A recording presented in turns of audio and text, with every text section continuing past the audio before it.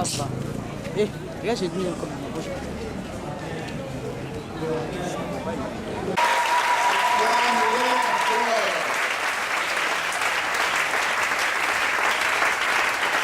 Seigneur, merci pour ce temps, merci pour ta grâce, merci pour ta faveur.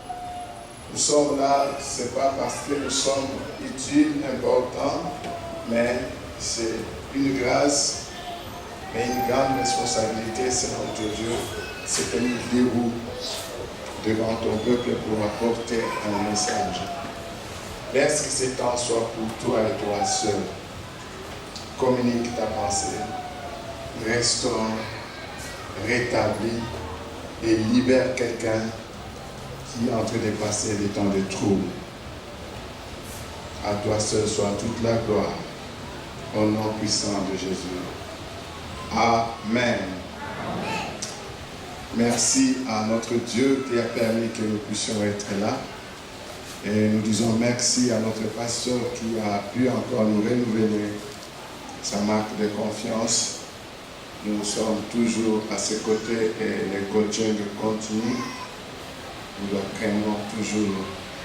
Et ce matin, j'aimerais que nous puissions réfléchir, partager, nous exhorter sur ce thème. La main de Dieu, source de toute grâce et faveur. La main de Dieu, source de toute grâce et faveur. Nous allons pour cela avoir 3 passages bibliques. De la manière dont nous allons développer ces passages, même si nous n'aurons pas à la fin, notre objectif est de vous faire voir comment la main de Dieu agit dans notre vie. Il y a des temps où nous passons dans des situations compliquées, difficiles, dans les troubles, les tumultes de tous côtés.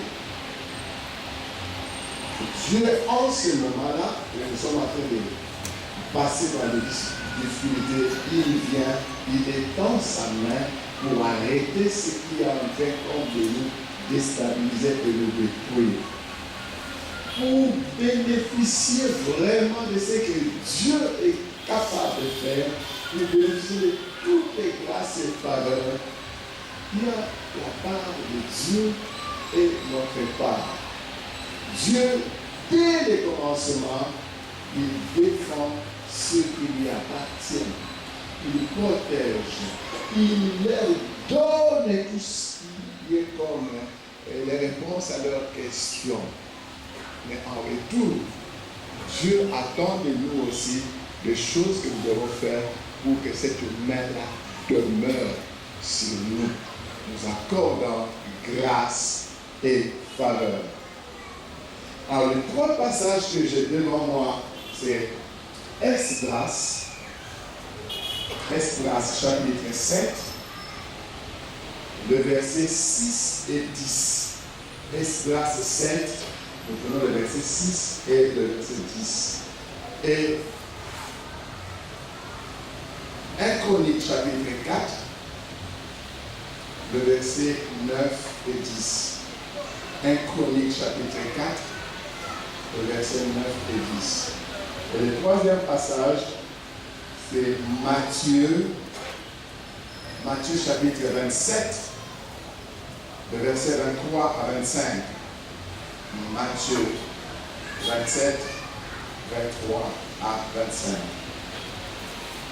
Esdras dit ceci. Esdras chapitre 7, le verset 6. Cet Esdras vient de Babylone. C'était un scribe versé dans la loi de Moïse, donnée par l'Éternel, le Dieu d'Israël. Et comme la main de l'Éternel, son Dieu, était sur lui, le roi lui accorda tout ce qu'il avait demandé. Verset 10. Car Esdras avait appliqué son cœur à étudier et à mettre en pratique la loi de l'Éternel et à enseigner au milieu d'Israël les lois et les ordonnances. Amen. 1 Chronique chapitre 4, je prends le verset 10. Jaël invoqua le Dieu d'Israël en disant, si tu me bénis et que tu étendes mes limites, si ta main est avec moi, et si tu me préserves du malheur, en sorte que je ne sois pas dans la souffrance. Et Dieu accorda ce qu'il avait demandé. Amen. Vous voyez déjà à ce niveau, la main de Dieu est en action. La main de Dieu a accordé toutes sortes de grâces et faveurs à Esdras pour bénéficier du roi tout ce qu'il avait besoin pour le travail qui lui attendait dans son pays. Et Jaël, à ce niveau, a pris conscience de son état. Il était dans une pauvreté qu'il ne pouvait pas supporter. Et il a fait une prière à l'Éternel jusqu'à ce qu'il a demandé la main de Dieu d'être avec lui pour que sa vie change.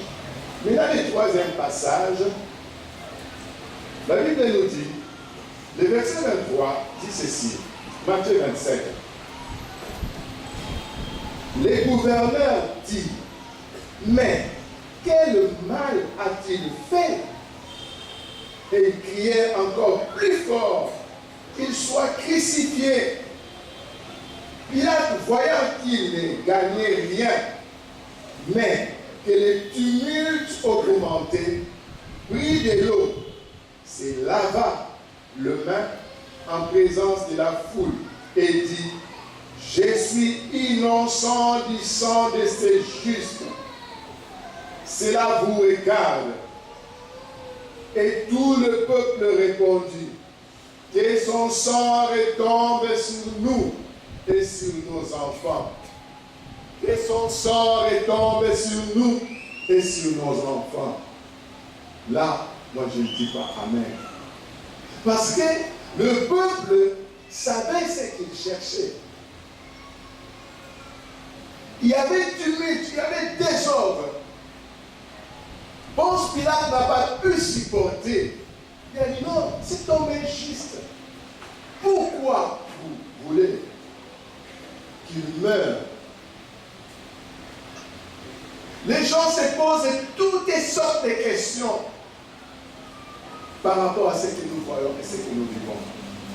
Pourquoi ceci? Pourquoi cela? Pourquoi ça ne marche pas? Mais ces passages sont clairs pour nous donner des réponses. Ce que nous vivons et voyons aujourd'hui nous donne un message que la fin est proche, le retour du Seigneur est pour bientôt. Quand les gens choisissent déjà ce qui est mauvais, c'est que nous vivons le temps de la fin. La preuve est que partout dans le monde, il y a des tumultes. Il y a toutes sortes de bouleversements. Les temps que nous vivons, les choses que nous voyons, nous poussent à réfléchir et à nous poser des questions. Pourquoi tumulte à gauche? Pourquoi tumulte aux États-Unis? Pourquoi tumulte en RDC? Pourquoi tumulte en Afrique? Pourquoi ces tumultes? Pourquoi ces cris? Pourquoi ces meurtres? Pourquoi ces pleurs? Pourquoi la vie des innocents est en danger? Pourquoi tous ces combats? Pourquoi toutes ces attaques? Pourquoi tous ces envoûtements? Pourquoi ces jalousies? Pourquoi ces haines? Les gens se posent ces questions. Tant de désastres. Pourquoi tous sont contre moi?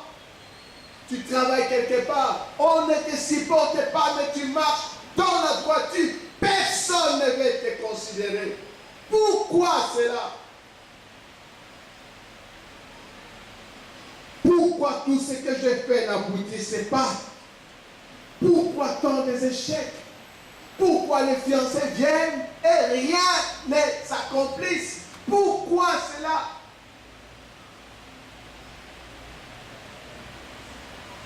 Pourquoi tant de peines et souffrances dans mon foyer, dans mon couple et dans mon mariage? Pourquoi mes enfants ont ce genre de comportement? Pourquoi cela? Qu'ai-je fait pour vivre ce genre de choses? Seigneur, tumulte à gauche, tumulte à droite, les gens crient, les gens pleurent. Pourquoi ces mauvaises choses dans certaines églises du monde? Pourquoi ceci dans mon pays?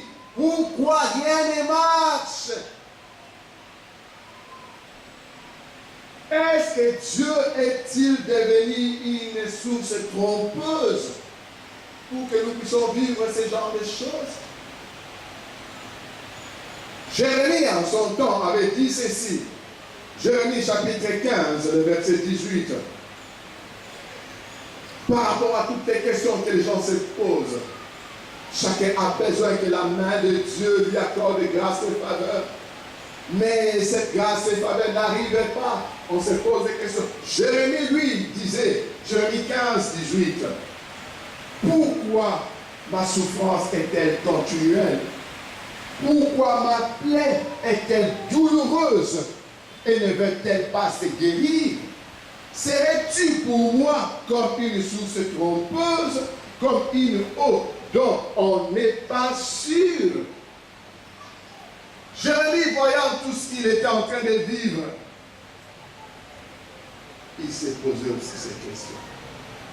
Seigneur, personne ne m'accepte, personne n'écoute ma parole, personne ne me donne, je n'achète pas, je n'emprunte pas.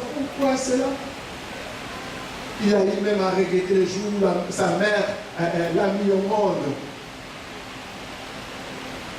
Mais ça ne veut pas dire que si tu vis des temps de tumulte, si tu vis des temps de troubles, et que Dieu n'écoute pas, Dieu ne voit pas, Dieu ne sait rien. Non. Dieu sait tout.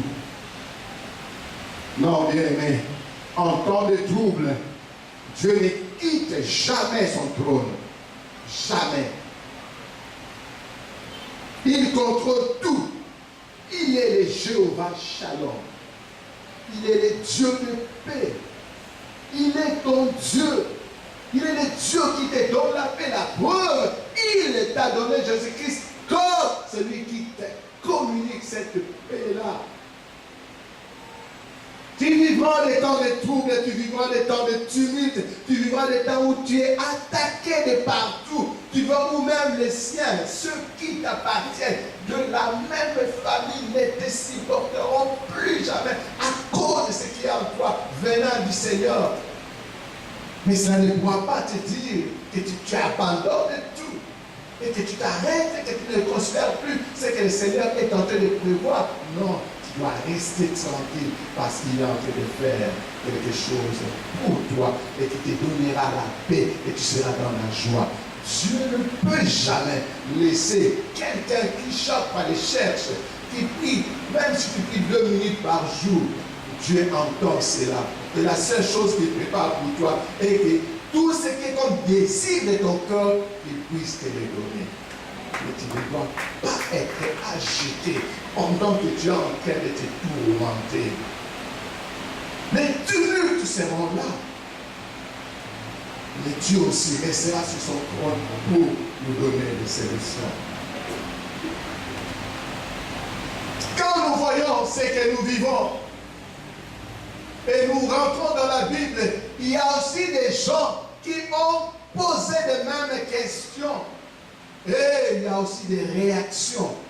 Les gens se sont posés des questions et Dieu a fait quelque chose. Le psaume chapitre 2 nous dit ceci.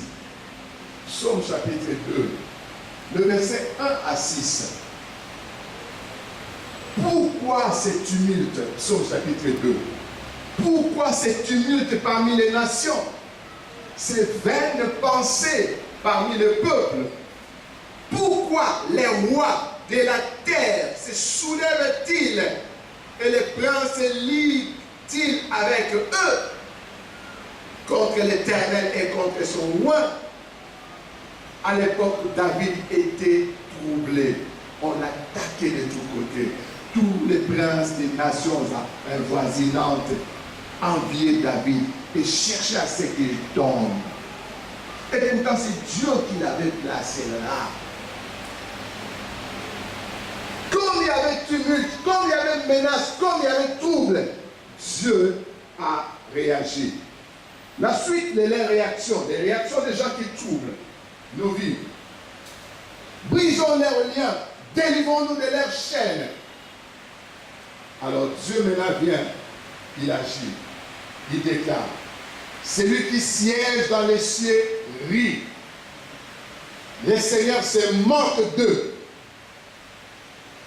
Quand ta vie sera troublée, quand les gens de partout chercheront à ce que tu tombes et que tu ne progresses pas, Dieu se moquera d'eux. Dieu va rire. Non pas qu'il va te rire, toi, mais il va rire les gens qui sont en train de te troubler. Ceux qui sont en train de troubler ta paix. Ceux qui sont en train de troubler ton foyer. Dieu se moque d'eux. Parce qu'il va tellement te protéger qu'eux, il les mettra à l'écart. Voilà pourquoi tu dois supporter ces temps de trouble. Tu dois supporter ces temps de tumulte. C'est juste pour quelques secondes, selon la volonté de Dieu. Cela ne te tuera pas. Tu sortiras vainqueur. Le Seigneur se moque d'eux. Puis il leur parle dans sa colère. Il les épouvante dans sa fureur.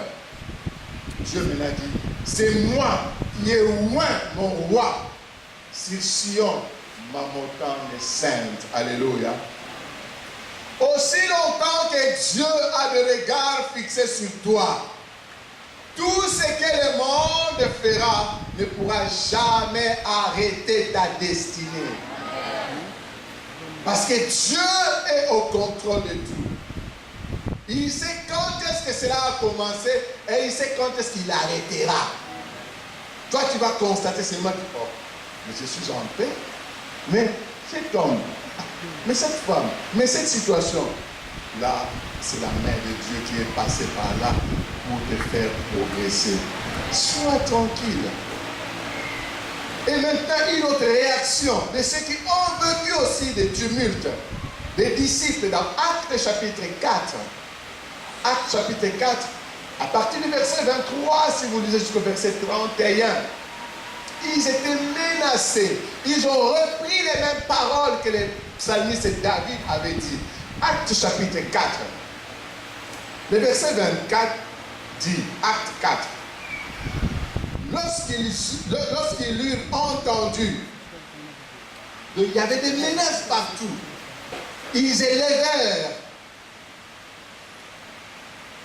à Dieu la voix tous ensemble et dirent, Seigneur, toi qui as fait le ciel, la terre, la mer et tout ce qui s'y trouve, c'est toi qui as dit par le Saint-Esprit, par la bouche de notre Père, ton serviteur David, pourquoi ce tumulte parmi les nations et ces vaines pensées parmi le peuple? Les rois de la terre se sont soulevés et les princes se sont ligués contre le Seigneur et contre son roi. En effet, contre ton saint serviteur Jésus que tu as oint. Hérode et Ponce Pilate se sont ligués dans cette ville avec les nations et avec le peuple d'Israël pour faire tout ce que ta main et ton conseil avaient arrêté d'avance. Alléluia.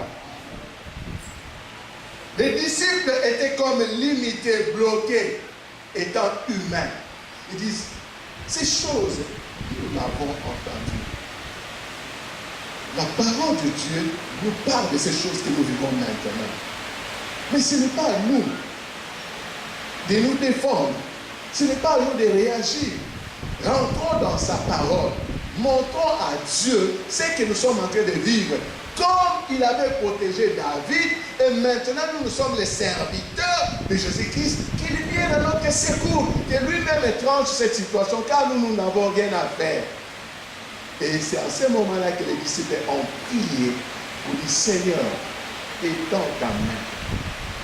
étends ta main pour que nous puissions faire notre travail. Nous sommes faibles. Nous avons besoin de gagner des âmes, mais nous sommes bloqués. Il vient maintenant dire au verset 29. Et maintenant, Seigneur, vois leurs menaces et donne à tes serviteurs d'annoncer ta parole avec une pleine assurance. Alléluia. Ton travail progressera avec l'assurance que donne le Seigneur.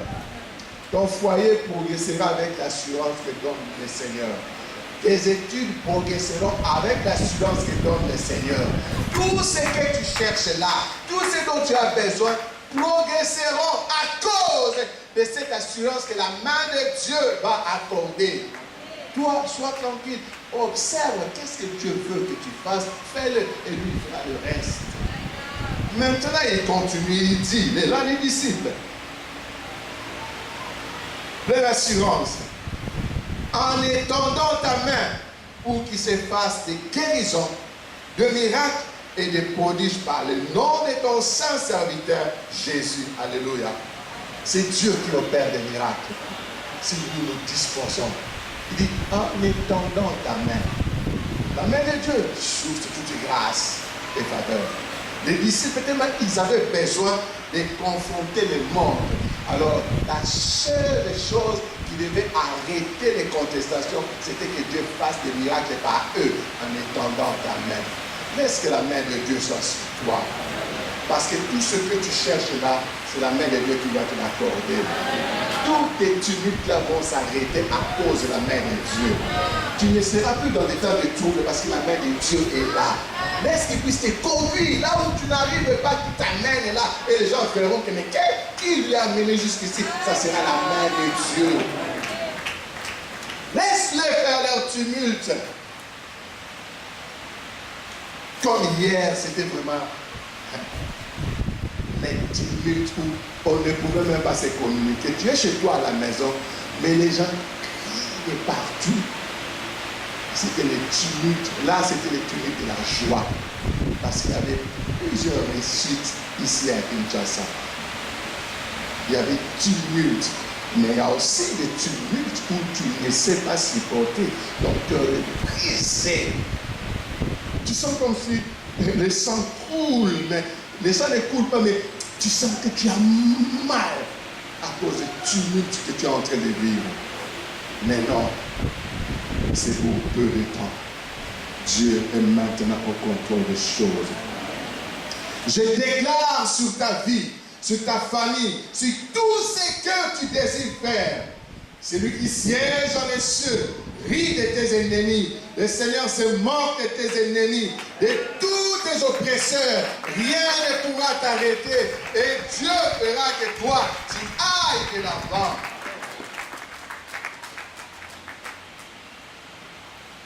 Comme il l'a fait avec les disciples l'ont fait voir qu'ils étaient en danger, bien qu'ils faisaient le travail de leur maître. Et là aussi, je déclare que la main de Dieu soit sur toi. Tous tes oppresseurs ne verront rien que des miracles, des signes qui t'accompagneront et qui feront dire que non, cet homme est avec Dieu. On te cherchera partout, on te troublera, on t'attaquera, mais la main de Dieu fera que tout soit changé en miracle pour que tu sois heureux et dans la paix.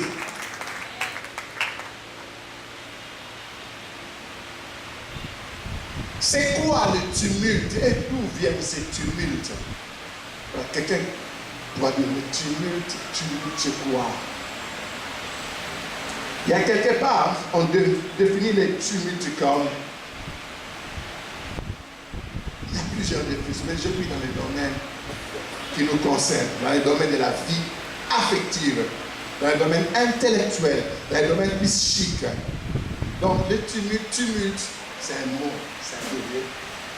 Un état de violente agitation intérieure. C'est de ça que je parle. Tumulte, un état de violente agitation intérieure. Quand ceci ne marche pas, tu manques même des mots. Parce que tu es agité au-dedans de toi. Parce que tu es dépassé. Bientôt c'est la rentrée. Et juste là, tu ne vois pas clair.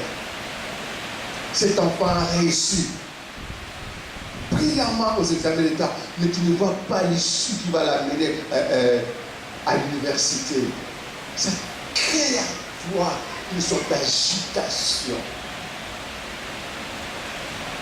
État de violente agitation intérieure, des troubles intérieurs, être en proie à un grand tumulte de fierté. Il y a de ceux qui créent du désordre envers les autres parce qu'il est fier de ce qu'il est. Et ça dérange. Tumulte des sentiments, tumulte des souvenirs. Ah là, quand moi je vois mes souvenirs, je dis waouh, j'étais là. Ah, c'est moi qui avais fait ça. Ça me met dans un état tumulte à cause d'un souvenir. Tumulte d'idées, d'images, des pensées. Tumulte désordonné du cœur. Parce que fiancé, aboyo, tout ça. Tumulte du cœur. Haine.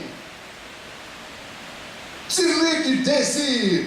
De l'agonie, de l'âme, de la fièvre, des passions. Se sentir loin des bas.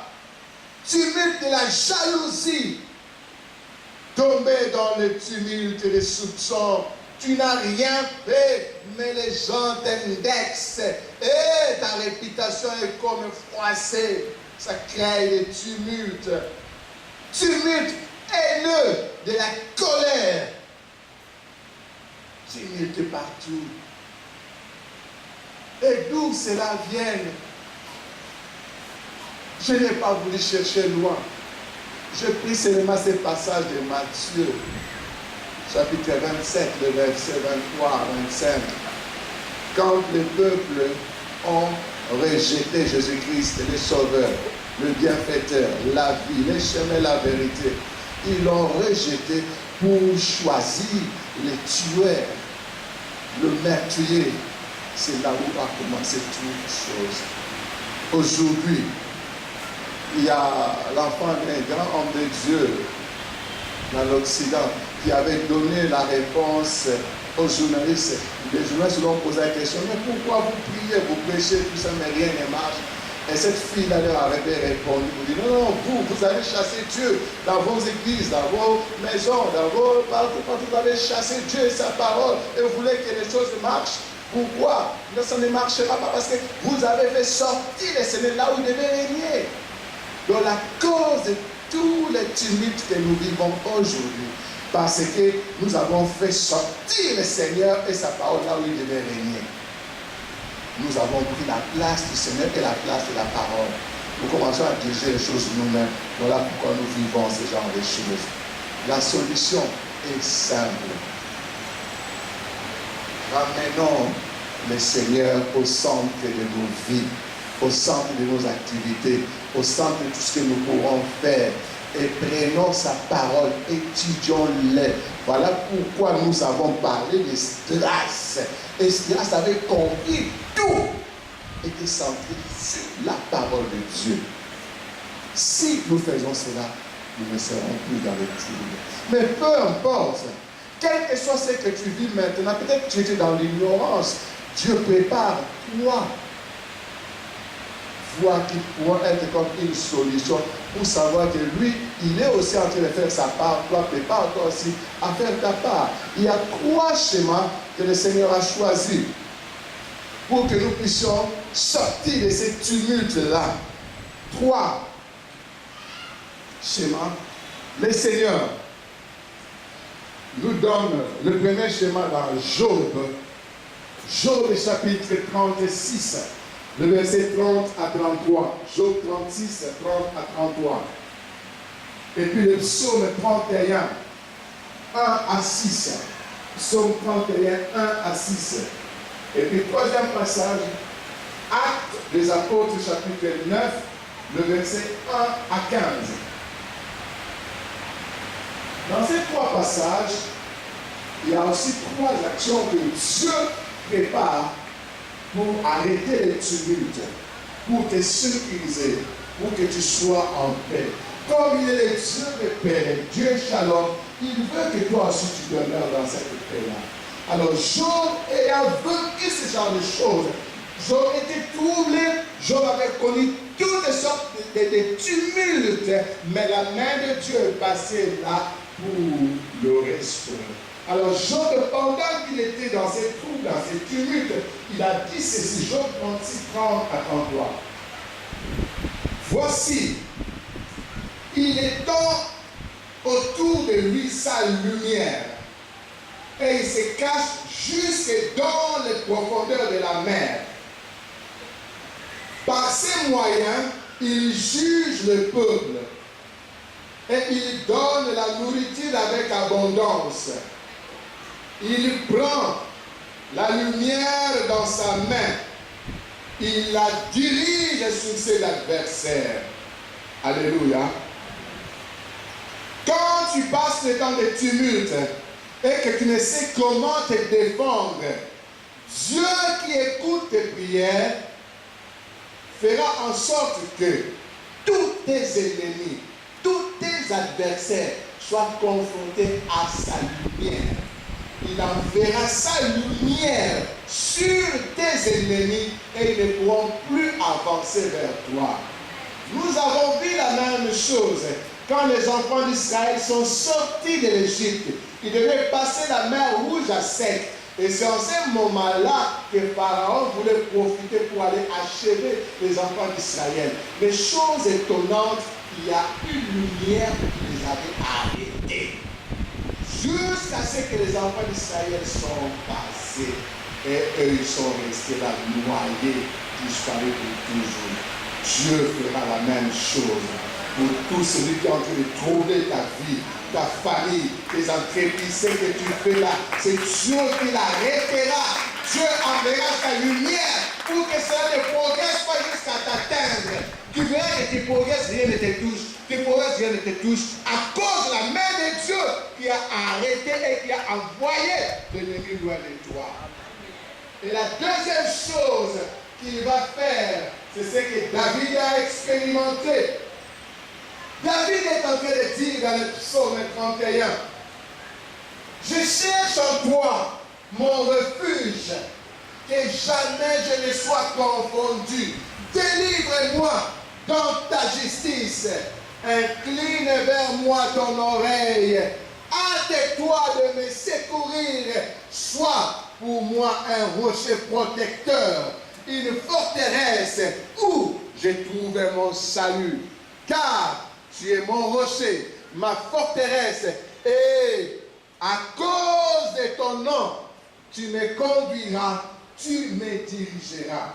Tu me feras sortir du filet qu'ils m'ont tendu, car tu es mon protecteur. Je remets mon esprit entre tes mains. Tu me délivreras, éternel Dieu de vérité. Alléluia. David s'est senti troublé, entouré des ennemis partout. Il a fait recours à l'Éternel, les mains pour toi. C'est Dieu-là qui a défendu David, qui a protégé David, qui a fait de lui comme un cercle gardé, protégé, le fera aussi pour toi. N'ayez pas peur. Amen. Et nous voyons maintenant dans Actes chapitre 9, Paul était en train de persécuter les chrétiens. De la même manière qu'on est en train de persécuter, Dieu s'élève déjà, oh gloire à Dieu. Dieu s'élève déjà pour arrêter tes ennemis. Ils vont tomber. Et ils s'étonneront, Seigneur, qu'est-ce que tu veux que je fasse? Ces ennemis tomberont parce que Dieu s'élèvera. Il enverra sa lumière. Qui arrêteront vos persécuteurs, vos troubleurs, les gens qui ont créé des tumultes partout. Dieu est en train déjà de les arrêter. Ne vous étonnez pas si on entend la mort de quelqu'un. C'est dans le plan de Dieu parfois. Ne vous étonnez pas. C'est biblique. Puisqu'il y a des gens qui, quand ils résistent, ils ne veulent pas te laisser tranquille.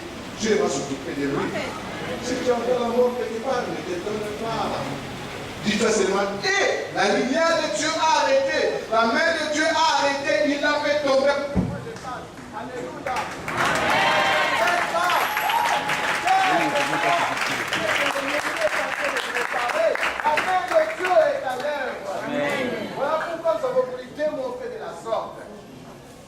que quand tu es comme Esdras, quand tu fais comme Jaébed, et quand tu es aussi dans les camps de la foule qui ont rejeté Jésus, la seule chose qui met les choses au milieu, c'est la main de Dieu. Esdras a compris que non, pour que je puisse avoir la faveur du roi, je dois être celui qui connaît Dieu. Je dois connaître sa parole. Je dois être l'ami de Dieu. Jaébel la même chose. Connaissant Dieu, connaissant comment il travaille, il a dit, Seigneur, cette pauvreté, j'en ai marre. Je suis fatigué de cette pauvreté. Étends seulement ta main sur moi. Étends mes limites.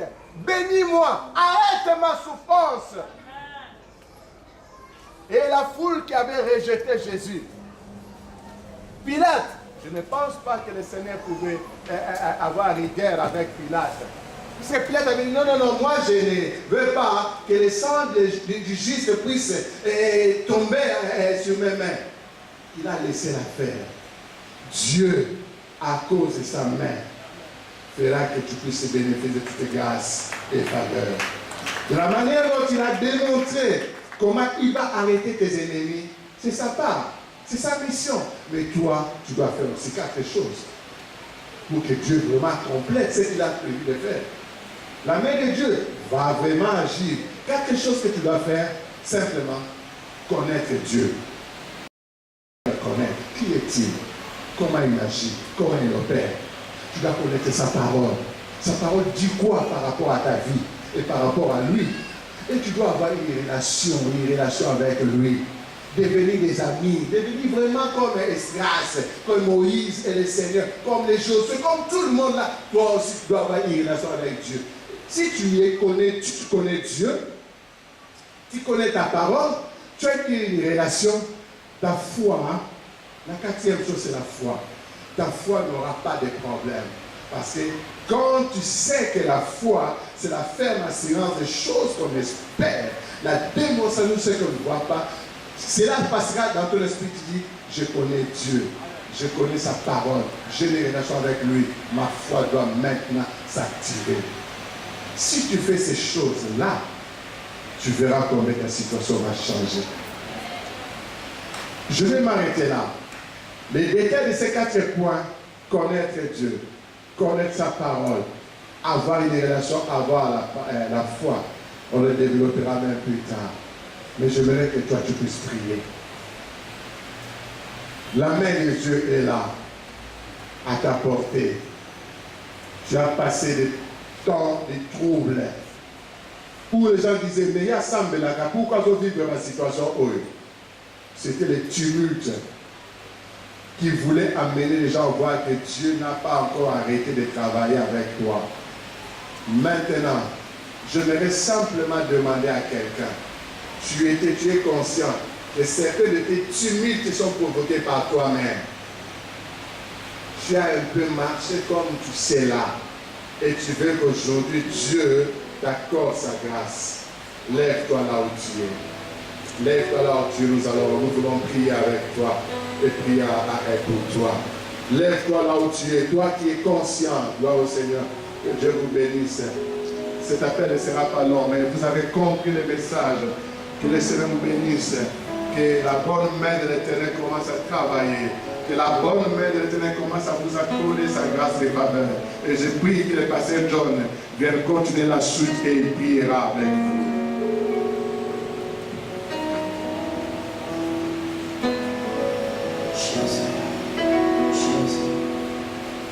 Seigneur, merci pour ta parole.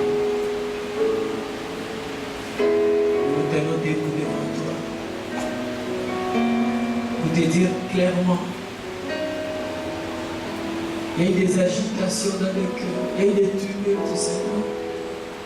Et cet après-midi, nous venons nous confier en toi, oh Dieu. Nous avons besoin de toi, Seigneur.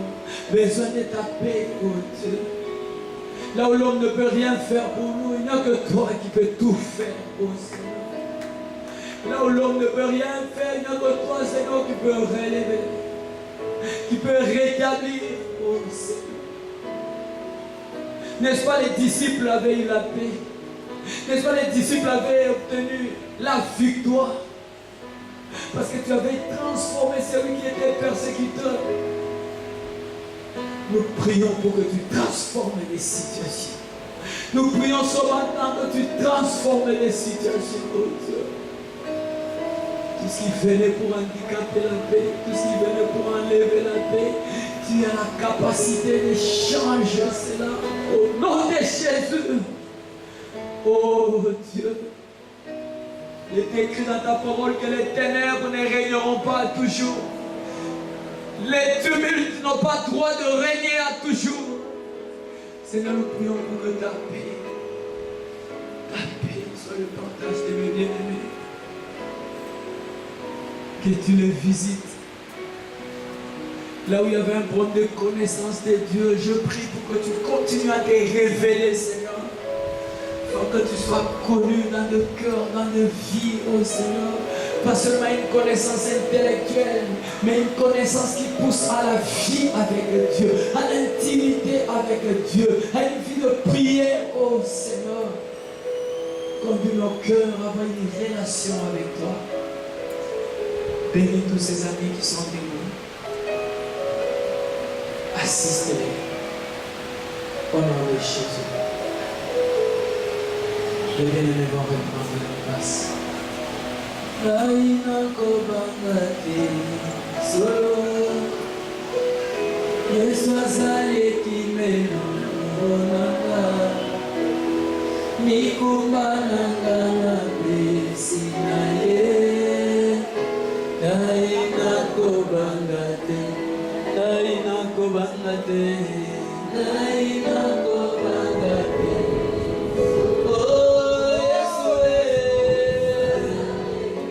Tu peux t'approcher encore de Dieu. Nikumba Nagabe Sinaye Naina Kobangate Naina Kobangate Naina Kobangate Oh Yesue Ekimelo Nikumba Nagabe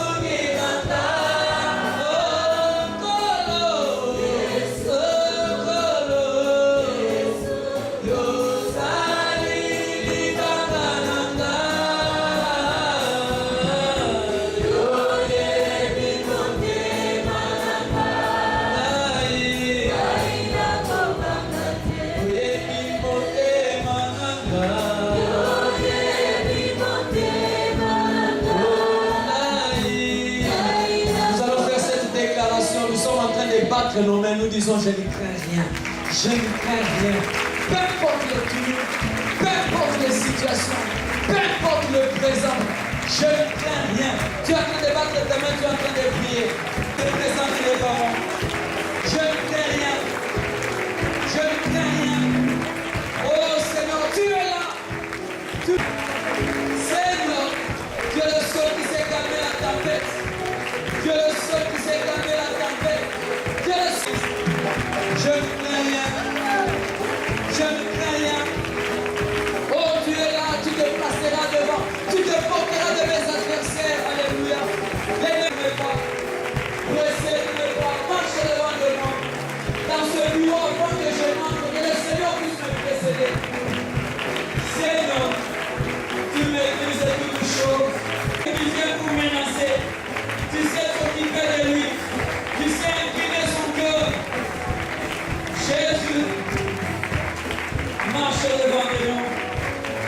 Merci pour ta victoire. Merci pour ta parole. Et merci pour ta paix. Au nom de Jésus. Amen.